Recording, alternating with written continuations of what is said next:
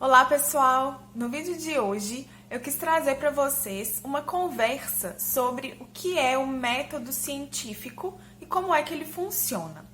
Esse assunto foi uma sugestão de um dos seguidores e eu achei muito interessante trazer isso para vocês, principalmente agora em meio a essa pandemia que nós estamos vivendo. Então vamos lá! Primeira coisa, para quem está fora do mundo acadêmico, às vezes a imagem de um cientista pode ser ainda aquele químico louco que está em meio a tubos de ensaio, ou aquele investigador do CSI que tem todos os equipamentos à sua disposição e que em um episódio consegue desvendar os mistérios, ou é aquele biólogo que coleciona insetos em frascos. Então, essa pode ser a visão que quem não é do mundo acadêmico tem dos cientistas. Mas o que a gente tem que levar em consideração é que a ciência ela é regida por uma coisa que se chama método científico, que é uma forma sistemática que a gente tem de aprender e compreender sobre o mundo ao nosso redor e responder às perguntas que surgem, que várias vezes são demandas da própria sociedade. Essa maneira, gente, é a maneira com que a ciência é feita. Então, é uma conversa constante, um processo interativo que vai fazer com que uma ideia seja criada e essa ideia vá sendo refinada, né? Vá sendo melhorada cada vez mais por meio das observações que são feitas por diferentes pessoas. Então, a ciência funciona dessa forma colaborativa. Então, o que é o método científico em si? O método científico, ele tem essencialmente 6 etapas. Tem algumas pessoas que consideram que são 7, mas aqui vamos tratar como se fossem 6 etapas. Qual é o primeiro passo do método científico? É você fazer uma pergunta. Então, você tem uma pergunta a ser respondida, por exemplo: qual será que é o efeito da temperatura na eficiência da água sanitária? Então, eu me fiz essa pergunta. A partir daí, a gente passa para o segundo passo do método científico, que é você fazer uma pesquisa bibliográfica e procurar saber o que é que já tem relatado na literatura sobre aquela pergunta que você fez. Então, é você entrar nas plataformas de busca, né, científica e procurar estudos, relatos que possam te ajudar a responder aquela pergunta inicial que você fez. Então, continuando com essa pergunta, por exemplo, de qual é o efeito da temperatura na eficácia, na eficiência da água sanitária. Também é importante nessa etapa da pesquisa você, se possível, você conversar com especialistas daquela área. Então, às vezes você pode conversar com o seu orientador ou com colegas seus de pesquisa ou com pessoas que você conhece que tenham experiência naquela área para te dar também um rumo de como pode ser feita, de como você pode responder aquela pergunta que você se fez.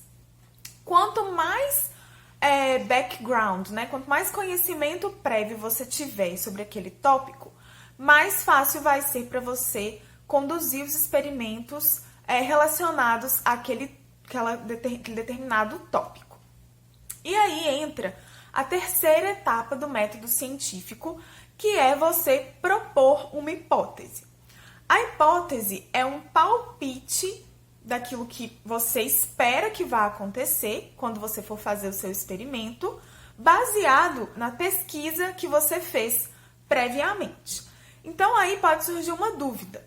Qual é a diferença entre a pergunta que eu fiz primeiro, que foi o meu primeiro passo do método científico, e hipótese? Então, qual é a diferença entre pergunta e hipótese? A pergunta, gente, ela é simplesmente você se perguntando sobre o mundo, né? Você se fazendo uma pergunta sobre um determinado tópico. Já a hipótese, ela é um palpite mais estruturado, dependendo daquilo que você leu durante a sua pesquisa. Então, continuando com aquele exemplo, quando eu tinha a pergunta, qual será o efeito do calor na eficiência da água sanitária? Então, essa é a minha pergunta. A hipótese, nesse caso, poderia ser, por exemplo, eu prevejo que o calor vai diminuir a eficácia da água sanitária. Então, baseado naquilo que eu li, naquilo que eu pesquisei, eu faço uma hipótese, eu prevejo o que vai acontecer quando eu fizer o meu experimento, tá? Então, a diferença é a pergunta. Você tá ali se perguntando, se questionando alguma coisa, e a hipótese você já consegue, com base no seu conhecimento prévio, prever o que você espera que vai acontecer quando você for fazer o seu experimento. A pergunta, ela requer menos preparo. Você pode se perguntar sobre qualquer coisa. Enquanto a hipótese, ela vai se basear naquilo que foi descoberto e já foi descrito sobre aquele tema que você está interessado, tá? Então, os 3 primeiros passos do método científico. Pergunta, você fazer uma pesquisa e depois você elaborar uma hipótese. Bom, e aí então a gente entra no 4º passo do método científico, que é você planejar e executar o experimento para testar a sua hipótese. Então, como eu disse anteriormente, no meu exemplo aqui, a minha hipótese agora é que eu prevejo que o calor vai diminuir a eficiência da água sanitária. Bom, um experimento, ele vai ter variáveis independentes e variáveis dependentes. Qual é a diferença?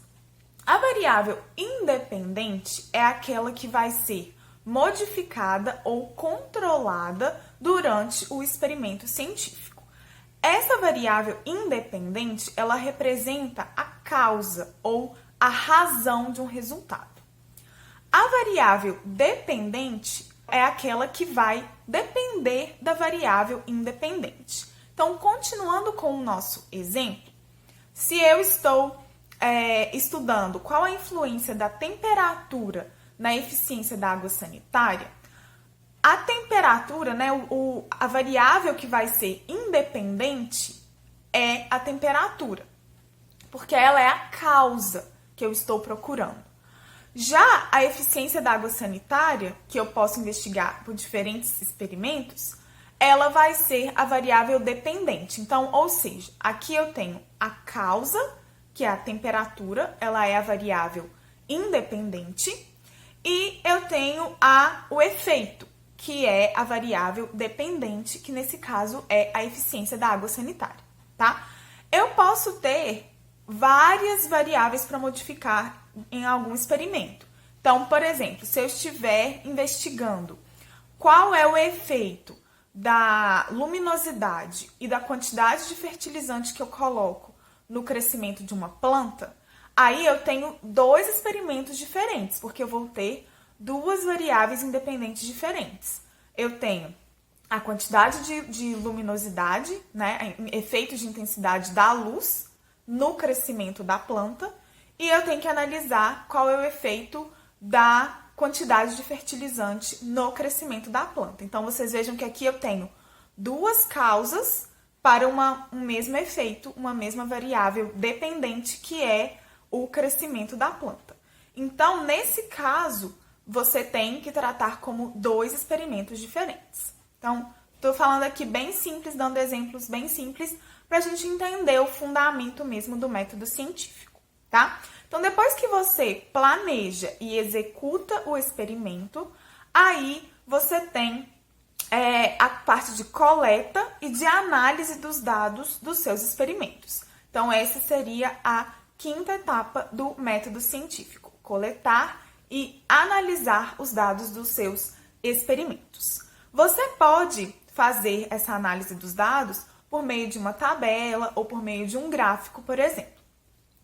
Uma coisa importante nesta etapa é você não descartar dados que você acha que são ruins, porque eles podem ser úteis posteriormente. Então, mantenha todos os seus dados, por mais que você ache que eles sejam bons ou ruins, mantenha eles para que você possa depois fazer uma análise mais geral e com mais detalhes, né, do que deu certo e do que deu errado, de acordo com aquela hipótese que você estava investigando.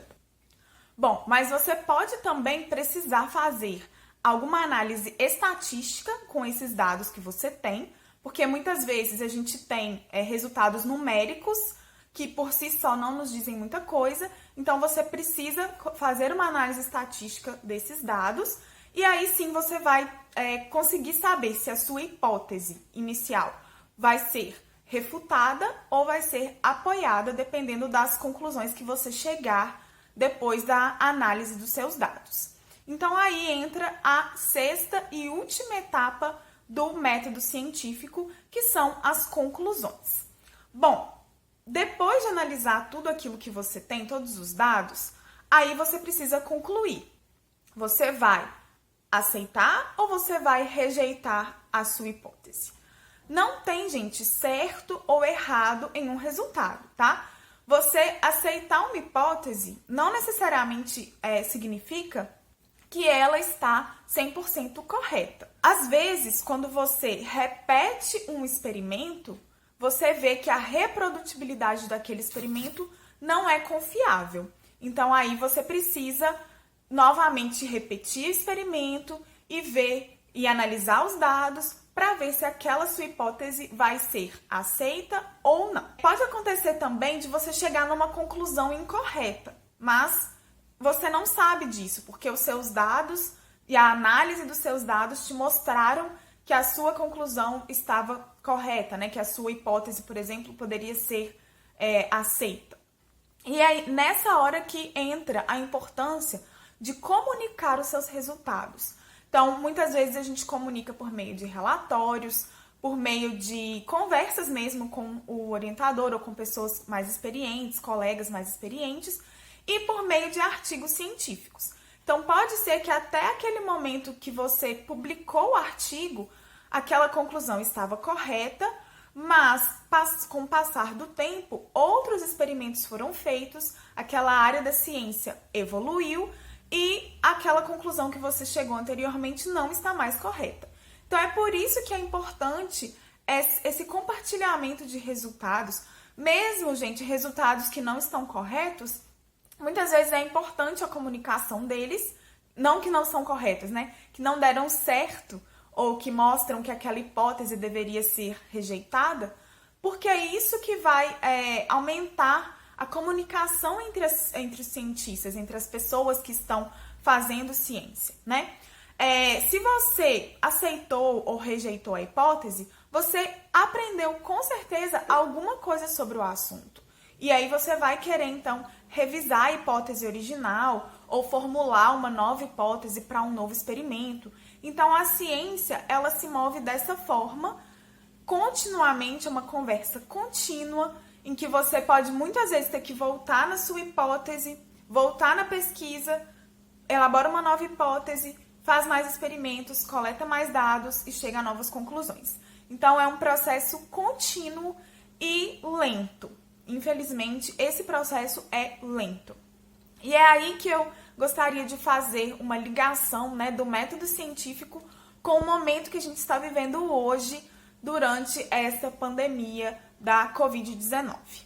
Por quê, gente? Essa pandemia da Covid-19, ela precisa, né, a gente tá ali ávido por informações urgentes, a gente quer evidências científicas rápidas, os políticos têm que tomar decisões baseadas em informações corretas, ou pelo menos deveriam estar tomando decisões baseadas em informações corretas e com respaldo científico. E nós precisamos apoiar o desenvolvimento de vacinas e de tratamentos que sejam eficientes, além também de entender o efeito da pandemia na nossa sociedade. Nós teremos efeitos aí por muitos anos que ainda a gente nem sabe quais serão. Então, essa velocidade com a qual a gente precisa dessas informações, ela vai um pouco de encontro ao processo com que a ciência é feita, que, como eu já falei, é um processo lento e que demanda muita conversa, muitos experimentos a serem feitos. De toda forma, a rapidez com que a comunidade científica mundial se mobilizou e tem se mobilizado para chegar a resultados precisos, né, resultados corretos, é notável essa rapidez, mas a gente precisa muito de agir com cautela e ter cautela naquilo que a gente acredita e naquilo que a gente compartilha.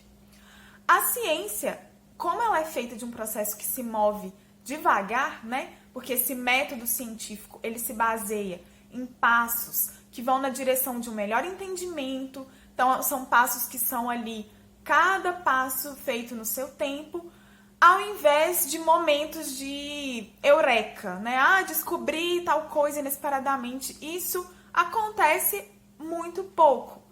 A ciência, ela é baseada nesse caminho do passo a passo. Vamos ter uma hipótese, vamos testar essa hipótese, aceitamos ou rejeitamos, chegamos a uma conclusão e aí temos uma nova hipótese e assim continuamente. Chegar a essa verdade não é um caminho direto na maioria das vezes. E aí a gente tem que sempre examinar reivindicações que são feitas e contra-reivindicações que são feitas, o que é parte da ciência, é inerente do método científico. Você comunicar os seus resultados e você ter ali feedbacks, né, retornos de que aquele resultado está correto ou não está correto e por que não estaria correto. Então, isso é inerente do método científico. A gente precisa ter estudos individuais que sejam replicados para verificarmos se as observações originais elas são robustas, se elas são confiáveis, e muitas vezes, na hora que a gente vai replicar esses experimentos, a gente vê que elas não são, porque nós encontramos falhas nas conclusões que foram previamente feitas. Então, essa pandemia, ela tem nos mostrado que nós precisamos assegurar que o desejo, né, ávido por informações e por uma geração de conhecimento rápido não vá acontecer às custas da qualidade da pesquisa, tá? É um momento muito importante, é um desafio que mostra imediatismo o tempo todo, mas nós precisamos manter a pesquisa feita de forma rigorosa e de alta qualidade. Isso, gente, é mais importante do que nunca. Acho que nunca foi tão importante nós mantermos a qualidade e a confiança da pesquisa que é feita. A transparência também tem sido colocada em xeque, né? Então, nós precisamos cada vez mais de acesso e transparência com relação aos protocolos que são utilizados, materiais, dados e planos de análise. O acesso a esse material tem que estar disponível a outros pesquisadores, porque assim o trabalho pode ser examinado mais de perto e qualquer erro pode ser detectado e corrigido rapidamente.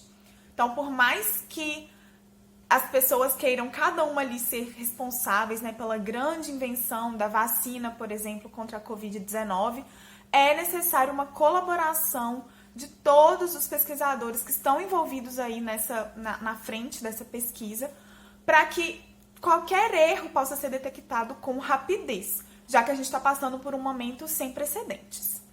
Hoje, a gente tem uma necessidade urgente por dados e por conhecimento, mas é muito, muito importante que a pesquisa continue sendo uma pesquisa de alta qualidade e que o conhecimento gerado seja robusto e seja confiável.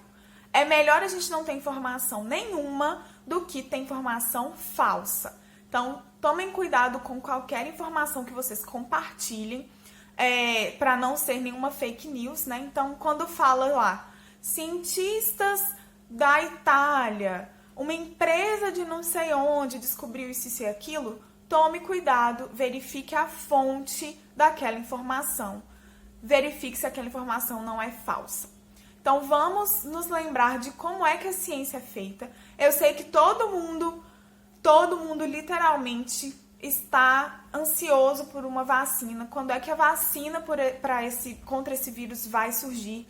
mas nós precisamos saber que o método científico, ele exige cautela, principalmente nessa questão de desenvolvimento de vacinas e tratamento de doenças. Não é a minha área, então eu não consigo falar muito bem sobre tipos de experimentos que são feitos, né? Mas eu queria gravar esse vídeo para mostrar para vocês quais são os passos do método científico e por que a gente precisa ter calma e esperar o desenvolvimento de uma vacina e não confiar em nada que apareça como muito milagroso, como a cura imediata, porque isso ainda, até hoje, julho de 2020, nós ainda não temos essa resposta, tá certo? Então, espero que tenha esclarecido para vocês, principalmente para quem não é da área científica, como funciona o método científico, como que a gente chega nas nossas conclusões e qual é a importância de se comunicar sempre, de compartilhar sempre os resultados e as conclusões, para que a gente sempre tente chegar no resultado e nas conclusões mais corretas o possível. Então, fico por aqui hoje e espero vocês no próximo vídeo. Não se esqueça de dar a curtida aqui e se inscrever no canal do YouTube para quem ainda não está inscrito. Um abraço e até a próxima!